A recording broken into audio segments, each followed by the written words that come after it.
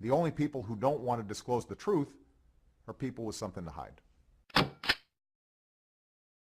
I'm a freedom fighter. I really try and set a good example for our listeners and stuff like that. But as far as like thanking, people who, oppress the masses, when you see some of these leaders that are in gold, gilded palaces and the people just right outside, like when we went into India, for example, we stayed in a hotel that had 300 rooms and 600 staff. Wow. And right outside the hotel, people were begging in the street, and you could throw pennies in the street, and the children would literally fist fight each other over it. I'm not some sissy that cries all the time, but I was very it's depressing. Upset about that because, I hate hardship. I was homeless. I lived on the street. I lived in a car for a long time. I'm trying to tell my kids who have been brought up, in a very safe environment, your dad lived on the street. Oh, no, you didn't. I can't even imagine you living on the street. Oh, I know. They have no idea, yeah. And now I'm really grateful for everything that... You're grateful for what Obama gave you. Because, Dave, you came up from nowhere to do everything you've done from the street, and that was thanks to government, even though you didn't get any government help. That's right. In fact, I want to thank government for my 17 years on air and the crew out there running the show now.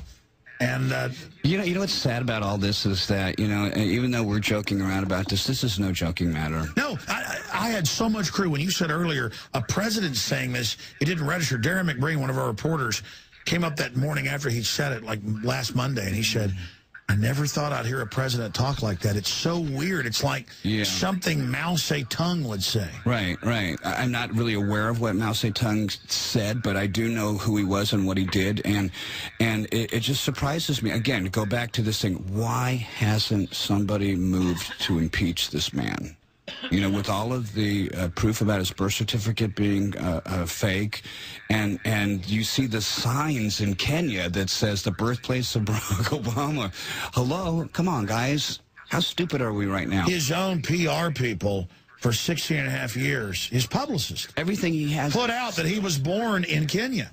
His wife says he was born there, but then we go, hey, you say you're born in Kenya. Shut up, conspiracy theorist. Yeah. Well, the one thing, I guess the best revenge is when you look back in history at what Michelle wore at his inauguration. She had a black dress on with 2 red triangles, so she looked like the Black Widow turned upside down. Yeah. You ever seen that? Yeah, I saw it. Yeah, so there's got to be some symbology there. You just don't wear something like that to some event like that without there being some kind of future message being told. Well, Dave, we've done a lot of interviews in the last 5-6 years that I've interviewed you, but I think this is the best overall. Amazing. Thank you so much. You're welcome. For spending time with us. And people can, follow you at Twitter?